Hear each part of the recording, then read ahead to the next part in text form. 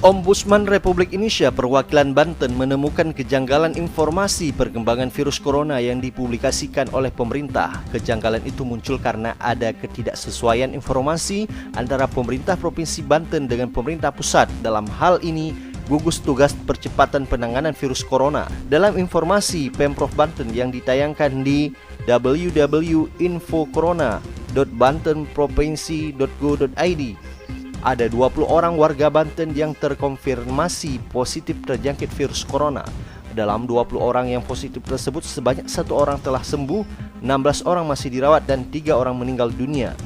Nah, informasi dari Pemprov Banten tersebut berbeda dengan informasi yang dipublikasikan oleh Gugus Tugas Percepatan Penanganan Virus Corona melalui www.covid19.go.id. Hingga Kamis, informasi dari gugus tugas di Provinsi Banten terdapat 27 orang yang terkonfirmasi positif corona. 1 orang diantaranya meninggal dunia. Namun, di situs gugus tugas tidak diinformasikan jumlah yang sembuh dan yang sedang dirawat. Informasi tersebut tidak mengalami perubahan sejak pukul 12 WIB ketika disiarkan ke publik.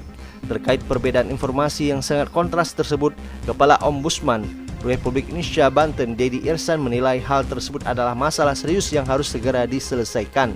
Kami menemukan ada perbedaan informasi terkait perkembangan virus corona di wilayah Banten yang dipublikasikan oleh pemerintah pusat dengan yang dipublikasikan oleh Pemprov Banten, terangnya. Ini masalah yang harus segera diselesaikan segera, tegas Dedi dikutip kantor berita Rimol.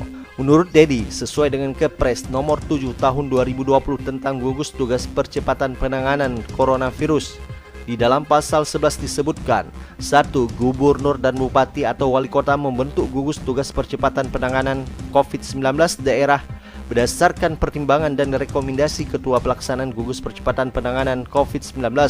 2. Penanganan COVID-19 di daerah dilakukan dengan memperhatikan arahan Ketua Pelaksana Gugus Tugas Percepatan Penanganan COVID-19.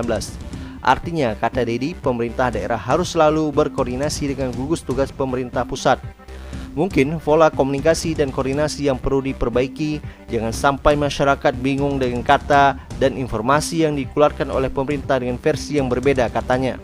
Sebagai contoh, untuk data yang meninggal versi Pemprov Banten ada 3 orang, sementara versi gugus tugas penanganan COVID-19 hanya 1 orang yang meninggal. Kedepan kita berharap semua agar hal ini tidak terulang lagi, demikian Dedi Irsan.